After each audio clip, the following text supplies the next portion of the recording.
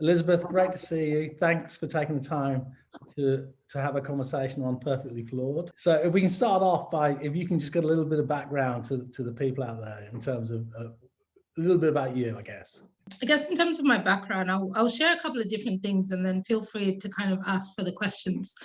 I think I'll start off with the most common question I get, where are you from? My background is South Sudanese. I migrated to Australia through Egypt in '98. So I've lived here for a huge part of my life after spending a brief 4 years in Egypt as a child.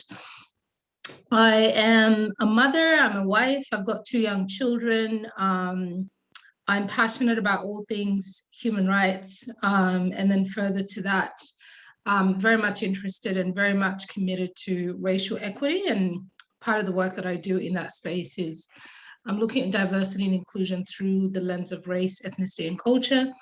In terms of human rights, I'm really passionate about just the importance of inclusion. You've got a D&I consultancy company based in Perth, is that right? Yes, I do. So how's that? Sorry. Yeah, no, thank you. So I established Diversity Focus in July 2017. And at the time, it probably kind of existed in, I would say, divine thought before I actually embarked on the process of starting up the company. And a part of it was me trying to overcome some of my own kind of doubts as well as to whether it would work. You know, I had some secure employment, I had a young family, and so that I had all those questions that I think a lot of people who embark on the business journey kind of go through. And then in terms of the focus of my company, there was a bit of, I wouldn't say resistance, but there was some kind of internal challenges that I'd encountered because of how sensitive it is. And it is also something that's quite personal to me. I wasn't sure to what degree I was ready to really put myself out there, because doing D&I work with a focus on race, ethnicity, and culture, without a doubt, is going to be infused by my own lived experience. So eventually I got over it, started the company in July 2017 and haven't looked back since. So started at the time as a one-woman show with just myself. Really happy to share now that there's 14 of us all together, coming from various ethnic and racial backgrounds, gender, sexuality, etc. So for me, it's amazing, and it's been a blessing to see it grow so much. It's always been my vision that I wanted to do something that was beyond me. So I don't function very well. I know that there's a lot of D&I consultants that set out to work on their own, and that's perfectly fine. I always knew that that wasn't me. I always had the vision of the work needs to be spread out as much as possible. And in order to create mass impact, which was always my kind of desire, I need people on board. I'm only one person. I've only got 24 hours a day. So it's been really amazing to see that become a reality in just 4 years. So recently a friend of mine was like, you can't talk about anti-racism, offering an anti-racism kind of offering, because no company would ever want to see themselves as racist. So I mean, do companies come knocking on your door going, Elizabeth, you know, we're very racist in our company. Can you do something to help us? How does that actually work? How do these companies engage you? I've never actually had a company acknowledge that they have racism at all. I've had, the general scenario is they'll come and they'll say, we want some cultural awareness training. That's the most common scenario. Every now and then they'll throw in unconscious bias, or they'll say, you know, we want diversity training, etc. I think a huge part of, you know, that question around race and racism in the Australian context, right? We know that it's very sensitive. We know that people, like, there's a lot of resistance to even talking about race and racism. That's just a reality. You mentioned the word race and racism. You can literally, like, you can feel the energy shift in the room. Like, you can hear a pin drop. All of a sudden, everyone who was all vocal suddenly goes quiet. And I think that a lot of that resistance comes from the fact that Australia hasn't yet reconciled with its Black history. That's a huge part of the problem. Yeah. I also think, I've also seen, it seems to be in Australia, and I'm talking in Australia because that's my experience. It seems to be calling somebody racist is seen as a bigger crime than the act of racism itself, which I also find quite interesting. So there's a lot of resistance to talking about race and racism. Companies, even when there has been racism, no one's going to come and say, look, I have racism in my company, can you come and help? Even if there's been some kind of a grievance, they'll usually say, we want some D&I training because we want to look at our workplace culture, etc. I think the fact that even though they're not necessarily at the point where they're admitting that, I think when companies are willing to see that there's a problem and we need some external support for this, I think that's a good thing.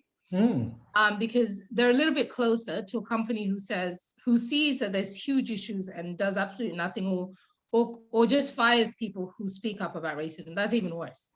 So I think that those companies are far better. What we do in our approach is, unless they specifically ask for anti-racism training, we don't start with that. We will lose people really quickly if we started something with anti-racism. We start them gentle. We look at unconscious bias first as the most basic level, and we talk about things like, then we build up to look at, okay, what does exclusion in the workplace look like? And we give them case studies and get them to talk through some of these case studies. I think a part of the reason why starting with unconscious bias makes a process, once we get to anti-racism, more digestible, is that firstly, people need to get an appreciation for the fact that we're all conditioned in some way. Whether you want to admit it or not, you have unconscious biases. So when you can get them to understand it at that level, then we can talk about what is conscious versus unconscious bias. How does unconscious bias sometimes lead to you making conscious decisions? That there might be some conscious kind of thought pattern that informs it, but there are conscious, deliberate actions that you take that might be in alignment with some of those deeply held ideas and beliefs that you have. And I think it's about helping people understand the connection between that. When you get to unconscious bias, when you get to anti-racism, and they've done, things like racial microaggressions, etc., they're able to see how it all fits together. At least that's our approach. Now, if a company's done the groundwork and they're ready for anti-racism, and they're able to handle that level of language, then without a doubt, we will go there. But generally speaking, we don't get companies coming saying, we probably ever had one inquiry where somebody specifically said anti-racism. Everybody else has said unconscious bias, or generally it's like more cultural awareness training. Unconscious bias, that plays a big part in our worlds. Can you talk a little bit about unconscious bias, Elizabeth? The reality is we live in a racialized world. We live in a world where every single one of us has been conditioned to see the world in a certain way. When we see people, we see color. We hear this thing all the time, I don't see color, it's bullshit.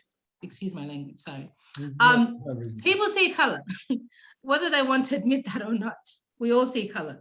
And people make assumptions or make judgments, very micro assumptions and judgments by looking at somebody. We all do it. I think where it becomes really dangerous is over time, you have somebody who's been conditioned to see the world in a certain way. We live in a world where there isn't, racial equity.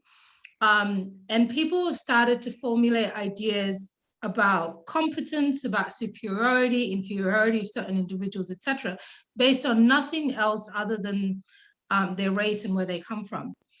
Now, the collection of all this conditioning is certain beliefs that inform whether somebody judges a person as competent or not because they've actually looked at the specifics of what is a person's experience, etc., but their assumptions about that person's race is now skewing how they see what's on the paper.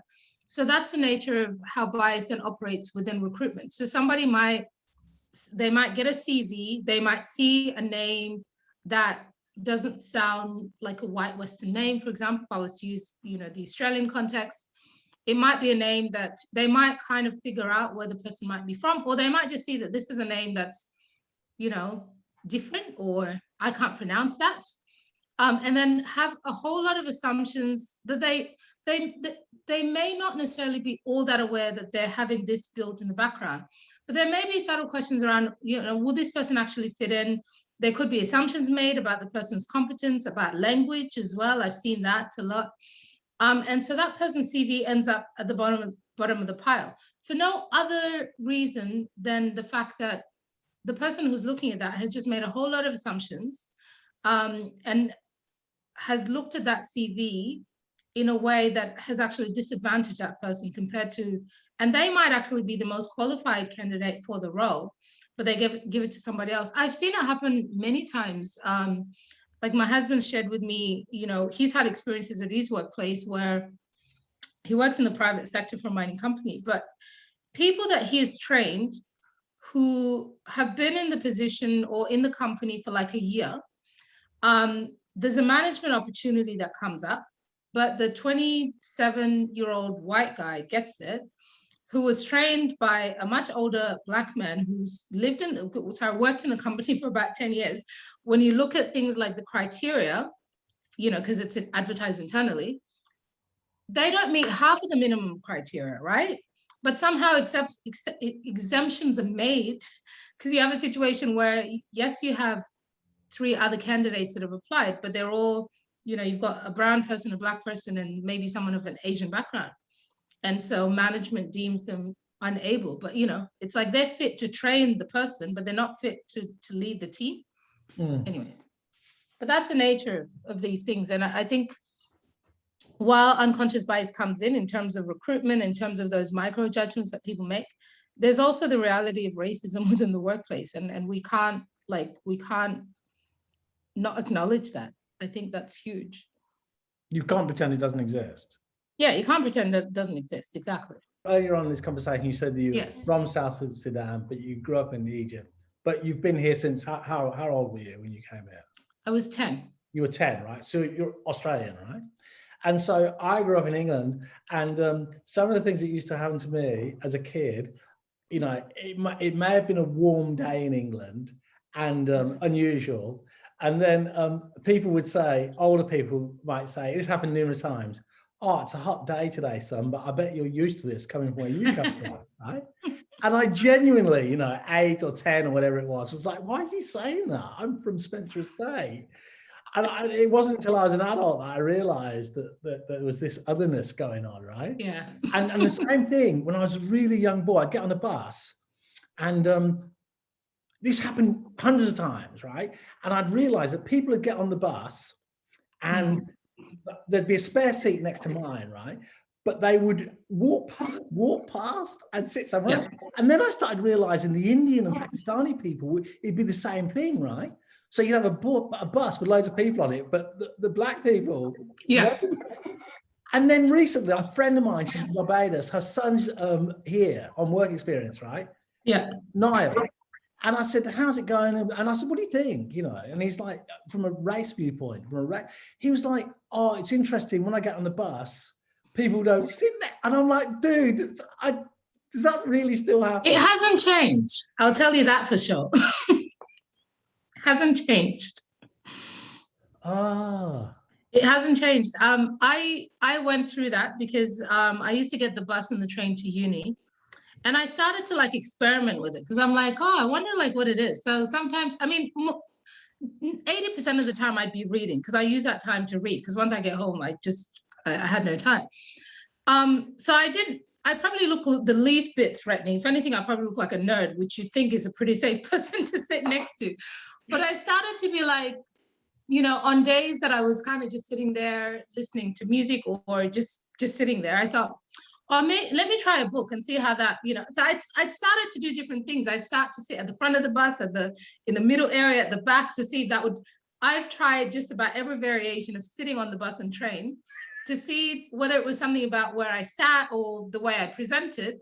It did not make a difference at all. And when I speak with people about it now, it's come up a number of times at work because we have various people of color in the team, and they've said the exact same thing, that it still to this day happens. They've been through it growing up.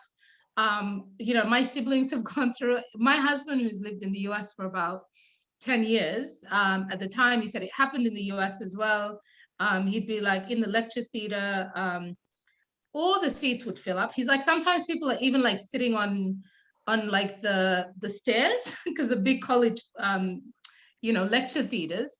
And he's like, it would be either the last one or someone would rather sit somewhere else. You spoke about unconscious bias earlier. Like, it's not possible for us not to be biased, is it? No, it's not possible. It's not possible. So for the folks out there who may be watching this, like, what do they do?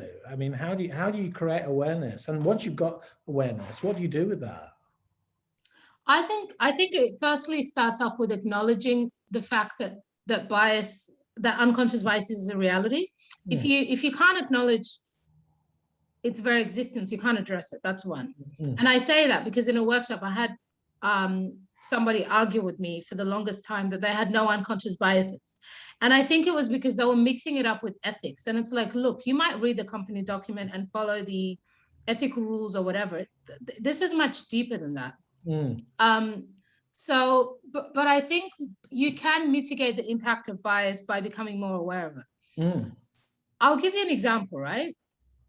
This is one that I share often, because I think also we sometimes think of bias as something that you have against people who are different to yourself, but people also internalize things, assumptions and ideas about people of their own race as well. Of course. And I was confronted with that by an experience that I had where I was sitting at I was in my car at the petrol station. I had two vehicles ahead of me.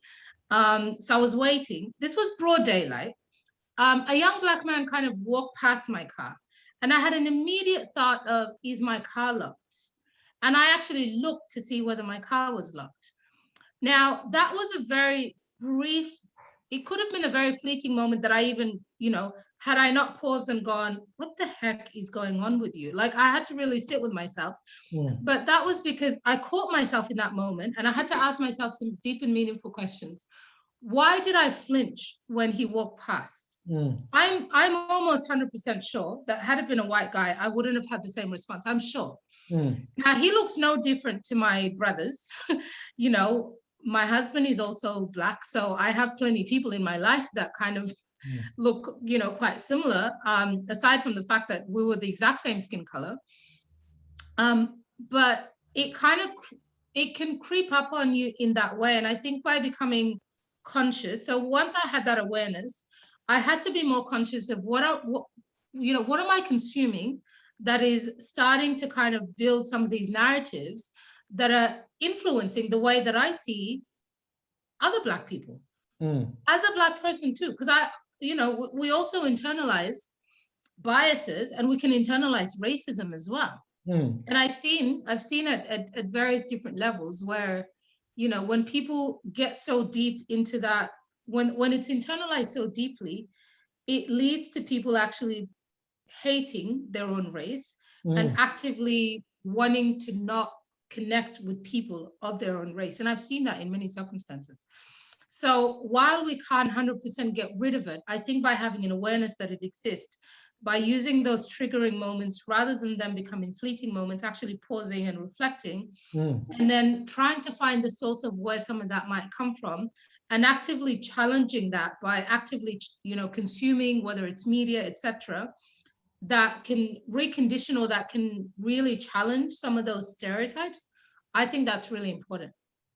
Elizabeth, this is fantastic. I'm really enjoying listening to your knowledge and insights, and I've got to tell you, you're really quite articulate.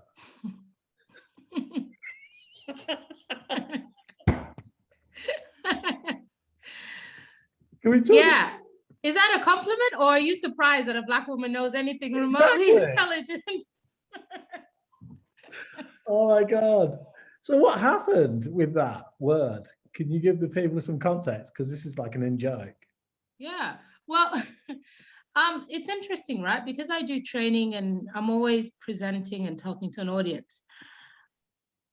I started to get a lot of these kind of comments, and I started to be like, a part of me is like, okay, thanks, but is that really a compliment? Or like, have I actually said something that is so inspirational? Or were your standards of me so low that you're surprised that I can even communicate in English? Like sometimes that's some of the questions that come up for me, because that's a common thing that I hear. And I've spoken with other people of color as well, and they've shared that they've heard that a number of times. And I don't know if there's a gendered element to it as well. I would be interested to know if you've had that question thrown at you before, or whether maybe it's more common among women of color. I don't know. Yeah, I don't know. I don't know either. But what's really interesting for me is, and it's super rich, is the fact that we're having this conversation, and the fact that we're trying to unpack some of this stuff, and the fact that we're thinking about our intentions and our words and what they actually mean. And I'm not sure that many of us do, right? So that's why the work that we all do, and the work that you do specifically, is so important. Because in the most gentle way, in the most loving way, you're helping people and organizations just to take that next step, just to challenge some of their thinking around that. Yeah. Well, that's cool. I think that's a wonderful thing. All right. So the conclusion is, I could chat with you for hours. The conclusion is, thank you very much for your time. Thank you. Very generous and very kind. What is actually, there is something that might be a tricky question, or it might not. What are some of the basic things that organization can start thinking about in terms of diversity and inclusion, just to move the dial a little bit? I think firstly, having a broader understanding of what diversity means is one, because I've seen a lot of, and I've heard a lot of companies do presentations and talk about how they're doing so well on their diversity index. And at least in the Australian context, they're almost always talking about gender diversity. Yeah. So I think that's the first most practical step, is to look at the fact that diversity is not just about having men and women, and also that usually translates to white women as well. So, it doesn't necessarily include the other intersections of diversity that comes with gender. So I think firstly, having a broader understanding of diversity, and then what does that then mean? Who are we missing? Who's not included? And what is our company culture? Would racial minorities feel that they're included if we had staff of various, racial, religious, or ethnic, or whatever backgrounds? Would they feel a sense of inclusion? And if not, then that's where you start.